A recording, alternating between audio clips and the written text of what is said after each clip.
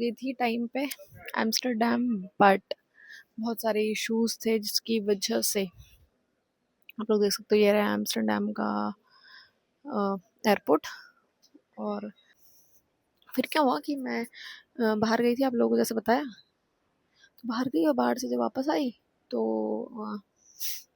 मैंने सोचा कि चेक इन तो करना ही है, तो थोड़ा कुछ खा लेते हैं उसके बाद चेक इन कर लूँगी। पे बर्गर खाने गई। भाई साहब मुझे एक लॉन्ग चिकन बर्गर, सिर्फ एक चिकन बर्गर मैंने लिया, ठीक है, वो मुझे पड़ा है 7.9 यूरोज का, दैट इज अराउंड 800 रुपीज।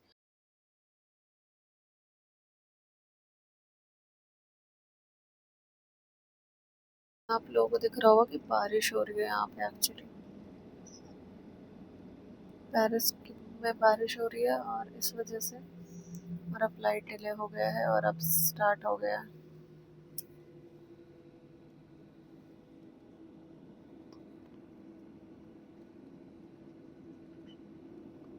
बारिश की बूंदें आपको दिख रही होंगी इस पे, इस वजह से ना फोटो भी उतनी ज़्यादा क्लियर नहीं आ रही। एंड अब धीरे धीरे हो रहा है गाइस ऊपर।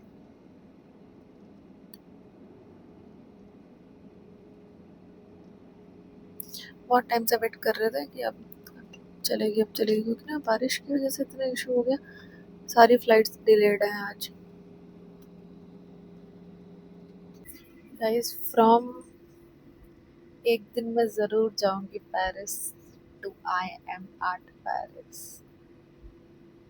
There is a lot of struggles, lot of ups and downs, but the belief that you have inside कि यस एक दिन तो जाऊंगी मैं, चाहे कुछ हो जाए। ये वाला क्रेज था मुझे। ऑल्दो आईफिल टावर नहीं देखा, बट पेरिस तो आ ही गई ना, तो आईफिल टावर भी देख ही लूंगी और देखूंगी चाहे कुछ हो जाए। Again I am saying it. Guys देख सकते हो ऊपर आ गए।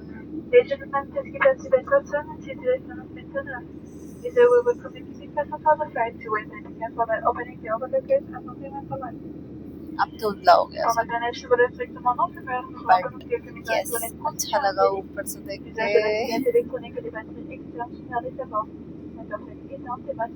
अब पहुंचते हैं एम्स्टर्डम।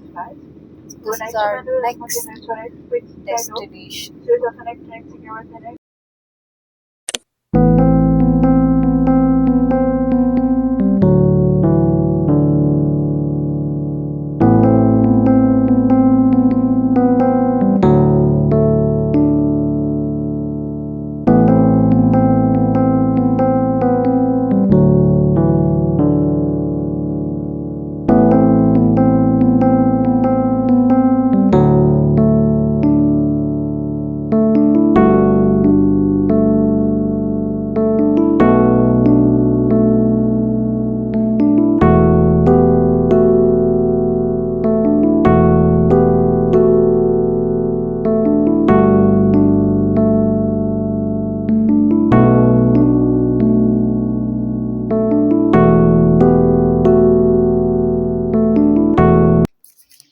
सो या गाइस मैं पहुंच गई थी टाइम पे एम्स्टर्डम, बट बहुत सारे इश्यूज थे जिसकी वजह से आप लोग देख सकते हो ये रहा एम्स्टर्डम का एयरपोर्ट।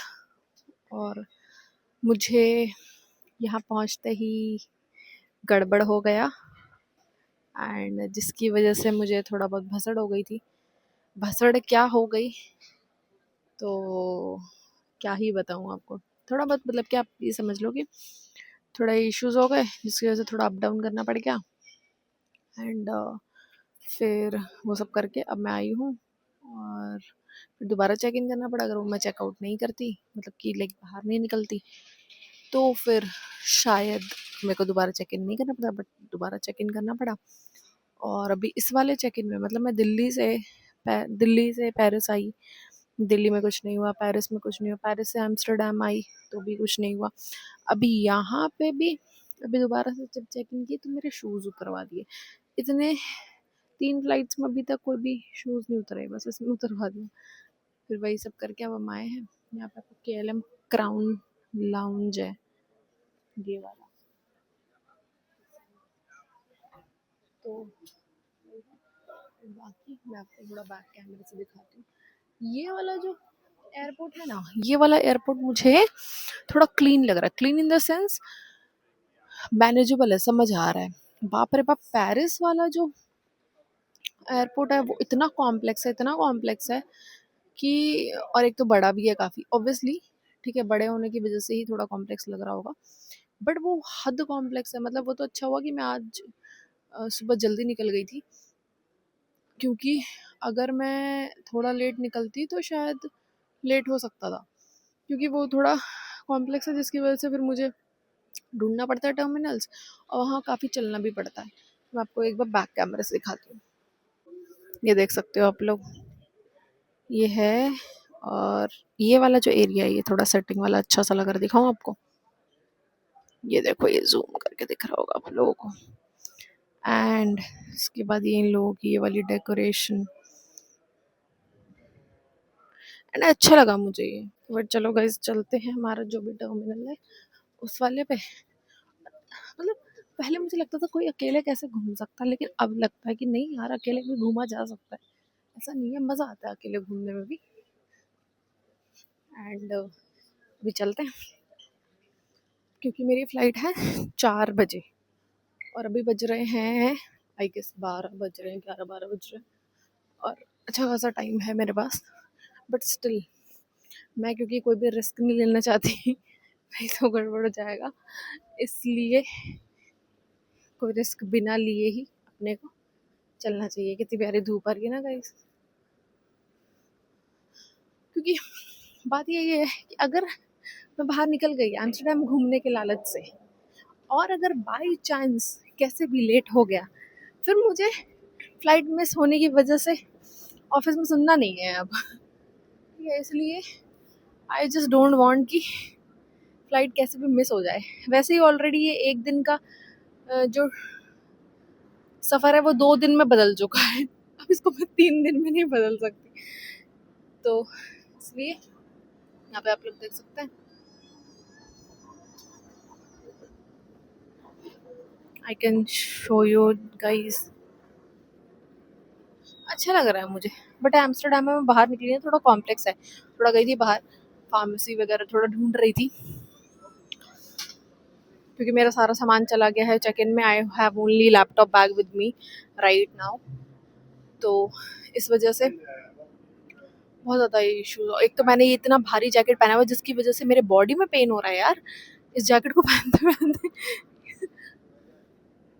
आई डोंट नो कि लोगों को क्या है, क्योंकि आदत होगी, पर मुझे तो आदत है नहीं ना। और वो उसकी वजह से क्या हो रहा है कि अब मेरे को थोड़ा कंधे में पेन होने लगा है, वो भी एक नहीं, दोनों कंधे में हो रहा है।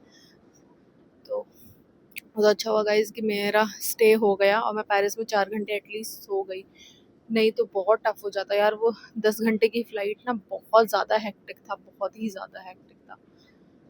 तो या बट इट इज़ इंटरेस्टिंग, है ना।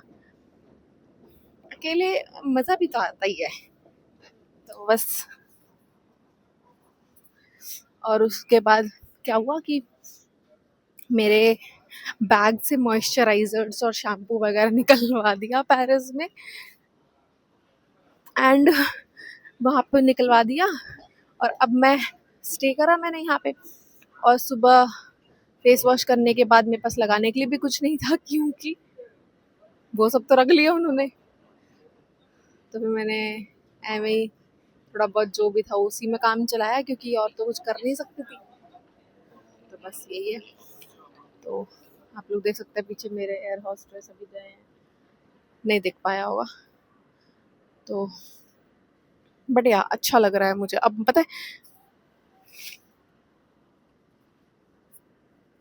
धूप अच्छी लग रही है, और साथ ही इसी बहाने मैं पेरिस भी खुद आ पाई, एंड एम्स्टर्डम भी। अगर वही कनेक्टिंग फ़्लाइट्स नहीं होती तो शायद उतना नहीं हो पाता। बट यस, मैं एम्स्टर्डम के लिए भी बाहर निकली, थोड़ा लोकल में घूमी। अच्छा पता है क्या हुआ? तो ना क्या था कि यहाँ पे ना 2-3 ऐसे बीच में रोड्स होते हैं, ठीक है, बाहर निकलते ही। तो क्या था, दूसरे के दूसरे साइड वाले रोड से भी ना लोग ऐसे वो टैक्सी वाला वो बोर्ड लेके एंड चिल्ला रहे हैं, टैक्सी टैक्सी। और मुझे लगा ये ऐसे बोल रहा है सेक्सी। मैंने फिर ध्यान से सुना, फिर मैंने कहा ओ ये लोग टैक्सी टैक्सी चिल्ला रहे हैं। तो थोड़ा वो था। और मतलब एम्स्टर्डम में लोग मुझे ठीक लगे, बट पेरिस में लोग बहुत स्वीट हैं। एंड एम्स्टर्डम में मुझे लगा कि शायद लोग किसी की ऐसे एज सच होता है ना कि मतलब अगर आप किसी की हेल्प मांग रहे हो तो वो हेल्प नहीं करते लोग शायद, आई डोंट नो। तो वो चीज़ थोड़ा सा मिसिंग लगा एम्स्टर्डम में मुझे। बट या हो सकता है मेरा एक्सपीरियंस ऐसा हो बस। But let's go. ये भी वाला जो एयरपोर्ट है ना वो ऐसा नहीं है कि बहुत ज़्यादा छोटा है। एयरपोर्ट ये भी बड़ा है बट थोड़ा क्लीन है। ठीक, क्लीन इन द सेंस कि इतना ज़्यादा कॉम्प्लेक्स नहीं है भाई साहब। पेरिस वाला एयरपोर्ट इतना कॉम्प्लेक्स है कि मेरे को तो मतलब टर्मिनल्स ढूंढने में इतना टाइम लग रहा था। और ऐसा नहीं है सिर्फ ये मेरे साथ हो रहा था, वो सबके साथ ही हो रहा था। तो वेट अ मिनट, अब मैं पहले देख लेती हूँ गेट किस तरफ है। सो या गाइस, पहुंच गई हूँ मैं यहाँ पे। और ये हमारा सिटिंग एरिया, यहाँ पे आके बैठ गए हैं। और मैंने ये अपना ये भारी भड़कम वाला जैकेट खोल के रख दिया है। बाप रे बाप, इसको पहनते पहनते तो कंधा टूट गया है मेरा। सो अभी वेट करेंगे, अभी है टाइम अच्छा खासा। यहाँ पे ऐसे लाइट में मेरे हेयर्स रेड लग रहे हैं ना थोड़े से। अच्छा लग रहा है गाइस, अच्छा लग रहा है। तो अब मैं सोच रही हूँ यहाँ पे अगर धूप आ ही रही है तो क्यों ना कुछ वीडियोस बना लिया जाए, है ना, है ना, है ना। तो वीडियोस बना लेते हैं कुछ इंस्टाग्राम्स के लिए, और एक पोस्ट भी करना है वो भी कर लूँगी। और यहाँ पे हम अभी तक 3 लोग बैठे हैं बस। अब मुझे लगता है उसमें से 2 लोग का तो फ्लाइट पहले आ जाएगी लगता है। मेरी ही है जो सबसे लेट होएगी। बट कोई बात नहीं। तो हाँ भाई, मैं आप लोगों को बता रही थी। तो ना एक तो यार मेरे पैर में पता नहीं क्या हो गया, 10 घंटे की फ़्लाइट बहुत हेक्टिक थी यार। मेरे को वैसे घुटने का वो जो है तो ऐसा कप उसमें पेन हो रहा है, जैसे ट्विस्ट हो गया हो कभी कभार, ऐसा अजीब सा ही हो रहा है। थोड़ा मुश्किल हो गया। अब मुझे कल ऑफिस भी जाना है,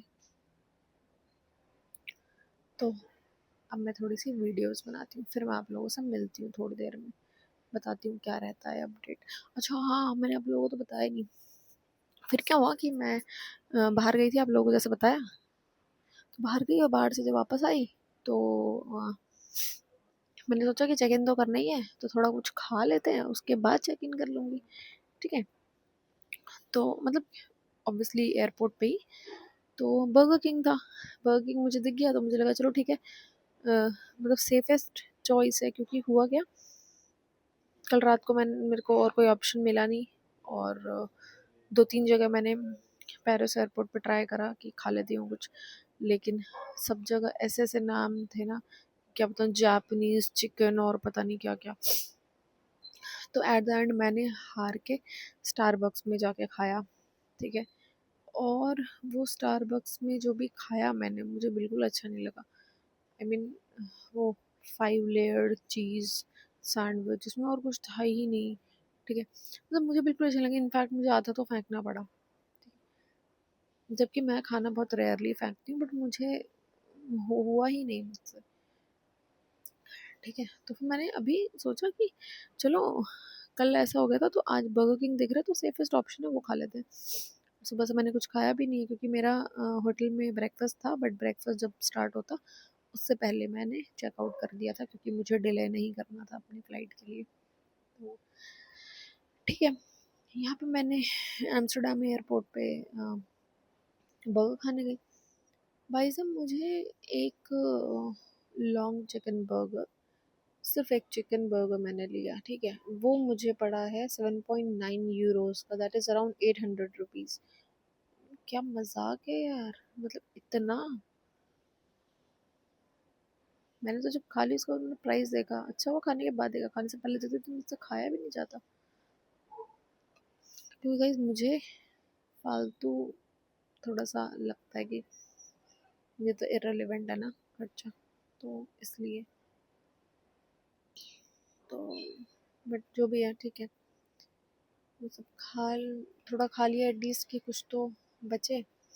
क्योंकि अभी पेरिस टू एम्स्टर्डम वाली फ़्लाइट में हमको वही चाय कॉफ़ी मिला, एंड साथ में एक तो कुछ कुकीज़ था, वो बहुत सही था यार।